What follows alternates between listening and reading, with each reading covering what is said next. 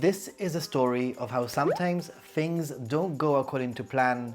You need to think on your feet, but there's always a silver lining. You see, Sado Island had been on my bucket list for many years, and I finally made it this time round.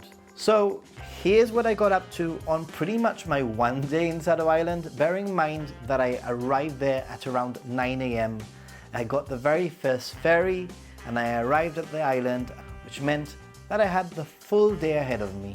Sado is famous for its historic tugboats, known as Tarai Bune, which offer a unique and picturesque experience for tourists. You can find them in multiple locations across the southern coast of the island. In fact, I went to 2 different locations whilst I was there, starting at Ogi Port, where I explored the area before trying one of those tugboats.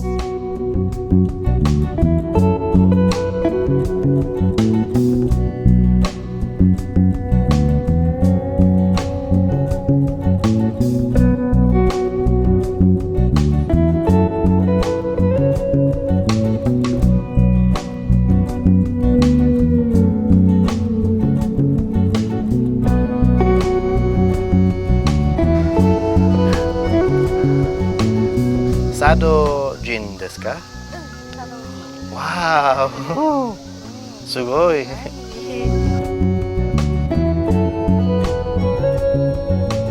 Looks like it's ramen for lunch once again here in Sado Island.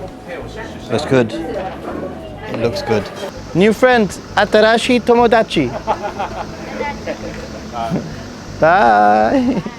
The second and pretty much last stop at Sado Island was Shukunegi Village. And boy, was I glad I made it to this incredible village that felt like it had been lost in time. It's a fisherman's village with wooden buildings and narrow streets, making for some very unique walks and incredible photos. And this is where I had my chance to go on my second tugboat trip.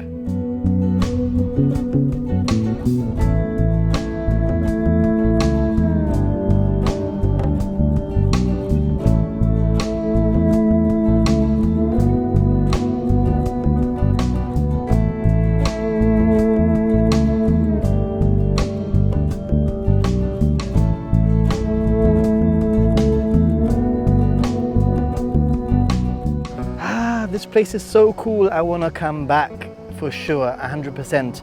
One thing, if you are going to come to Sado Island, then definitely a car is a must.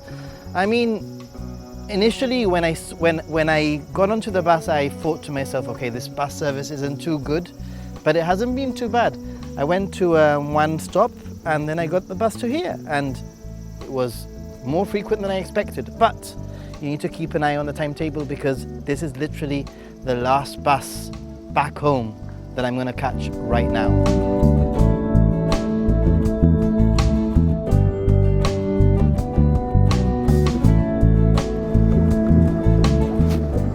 My second boat ride in Sado. Did I mention there's a typhoon on its way, which is going to change some of my plans? For example, I was planning on staying here 2 nights, but I'm probably only going to stay 1.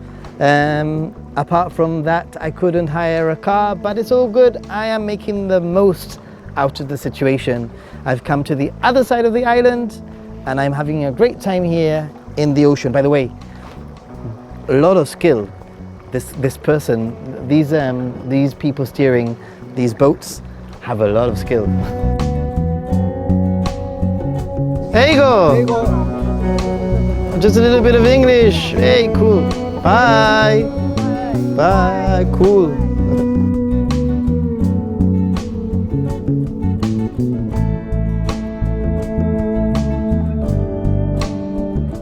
I ended my trip at a local matsuri where I had some street food and met some pretty cool locals before heading to my ryokan. My ryokan was actually pretty nice, with quite a nice view out into the bay.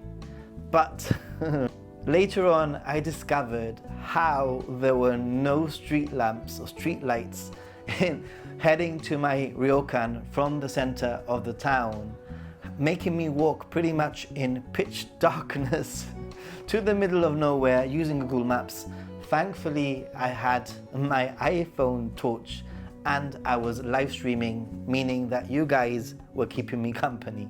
So, the end of the trip was a little bit more interesting than I expected. I wanted to make the most of my second day in Sado Island and return later on a ferry, but there were actually no ferries available other than the very first ferry off the island, forcing me to leave Sado Island much sooner than I expected. Pretty much by 9 a.m. I was already on my way out of the island. Overall, things don't always go according to plan, but I really did enjoy my time in Sado Island, and it's a destination and a place that I really want to return to. From the moment that I noticed that things weren't going my way, I simply changed my mindset and used my time to figure out how to make my next trip to Sado Island a better one. Sado Island, I'll be back. Have any of you ever had disastrous trips like mine? Let me know in the comment section. And yes, I am wearing this Hanshin Tigers shirt because they won the league. And if you haven't checked out my Hanshin Tigers vlog, please check it out. It's a little bit of a fun one. Anyway, everyone, check out Ninja Monkey for more videos and see you in the next one. Bye.